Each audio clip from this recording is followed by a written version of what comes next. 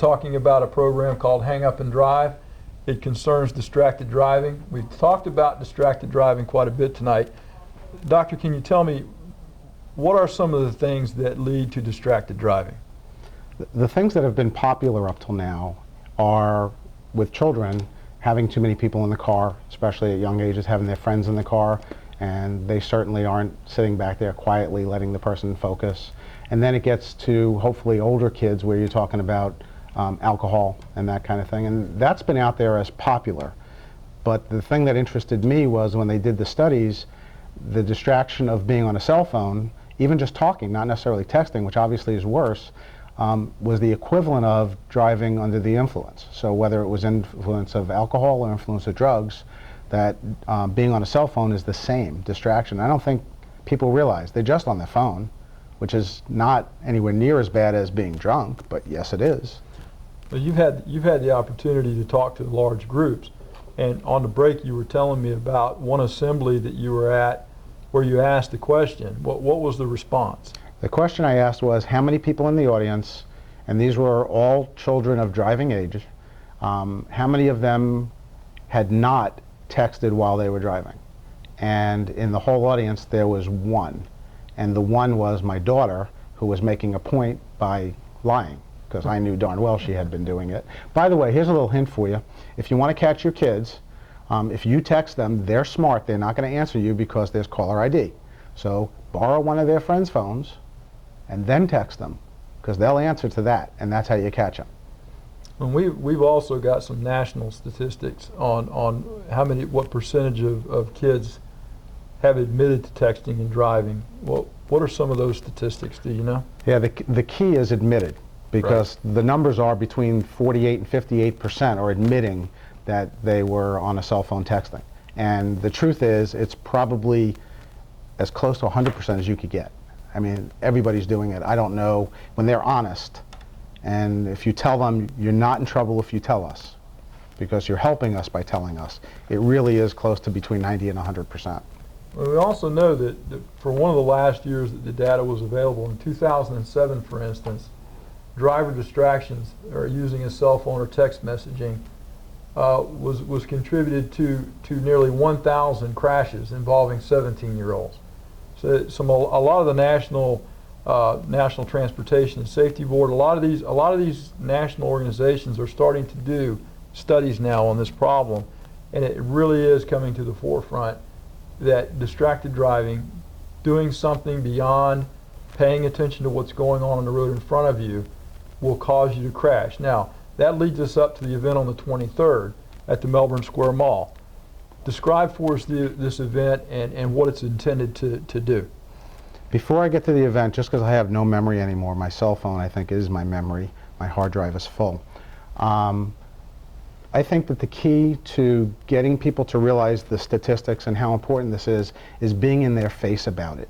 And so some of the things we have here on the table were my ways of being in people's faces. So this sign, for instance, if I see somebody who's texting and driving, and you know immediately because they're swerving, they're going slow, I will pull up to them, make sure you're stopped, don't use this while you're driving because it's just another distraction, and then hold this up at them. And what's interesting is you become the bad guy. They will make other signs back at you, and as if you did something wrong. But I think if we get in people's faces about it, and they keep seeing it and seeing it and seeing it, especially if you catch them while they're doing it. So that was one idea. And then, of course, bumper stickers. So we've got those. I hate bumper stickers because you can't get them off. These are not bumper stickers. I'm told these are static cling. They come right off. So you can put them on as expensive a car as you want. They'll come right off. But just, again, getting in people's faces. They keep seeing it enough, maybe they'll start paying attention to it. The event is April 23rd at the Melbourne Square Mall. It's going to be in the parking lot right adjacent to 192. And the main premise of the event is this. I wanted to set up a driving course where we're going to have traffic cones, and that will be the course. And it'll be pretty windy and twisty, and they'll be driving between 5 and 10 miles an hour. And we'll have the kids all drive that. And we're going to try to attract teen drivers. Do the course, then drive it a second time. Second time, we're going to have somebody in the car with them, either a sheriff or a police officer. And now what we're going to do is we're going to talk to them on their cell phones while they drive. Now, sticking out of the top of every traffic cone is going to be a replica of a person. So we're going to have a stick and a cutout of a person. So now they drive the course again, and we're talking to them on their cell phone. The third time we have them do it, we're going to be texting with them. And they have to answer. They have to do it just like a conversation with their friends. When they get done, we're going to show them how many people they killed. And try and get them to realize, because you can talk until you're blue in the face. When they actually do it, and they see, wow, I'm not as good at this as I thought I was, then I think it'll be more impactful. So that's the main premise of the event. Everything else in the event is really designed to make it a fun place for the teen drivers to want to be, because I don't know that they're going to want to come there just to drive the course, although I think maybe some testosterone might be out there and everybody's going to prove they can do it. But we're going to have bands out there and a DJ contest and stunt motorcycle drivers from the movie Mission Impossible and a number of other things that are going to make it a lot of fun for the day. Excellent. Now there's one other item that you have. It's a wristband. It's based on the Live Strong wristbands that came out.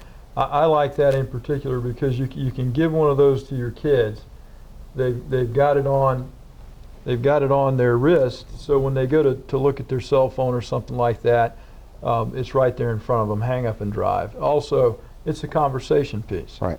People see that, they're going to ask you about it, and it's just a simple conversation. Yeah, hang up and drive. Distracted driving's killing people. We need to start talking about it. There's two things about this. One is most of the other ones, like the Live Strong one you mentioned, they're all one color. This one, we were able to find a company that did it in two colors, which makes it stand out, unlike any other.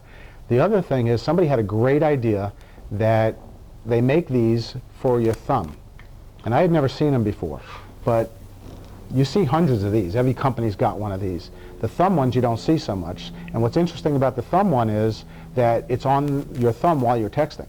So it's a really good reminder while the kids are actually texting to keep drilling it into them, and they can actually put all of those words on that little thumb piece. Excellent.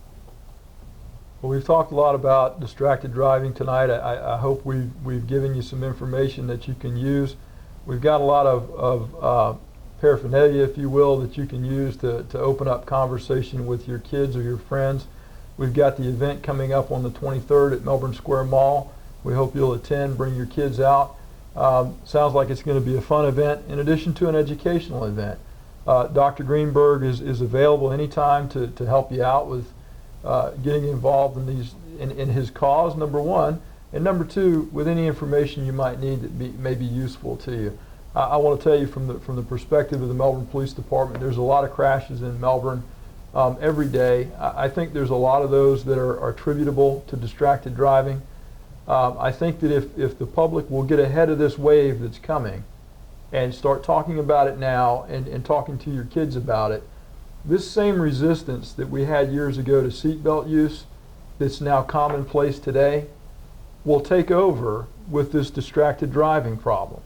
The whole issue behind seatbelts was conversation and eventually the proof that they do save lives. Well, I'm here to tell you that if you just hang up and drive, that too will save a life. So it's very important. Thank you, Dr. Greenberg, for being here today. Thank you. I think you have a great message. You got a great program. I hope people will help you out with it. This is Behind the Badge, and we thank you for joining us tonight.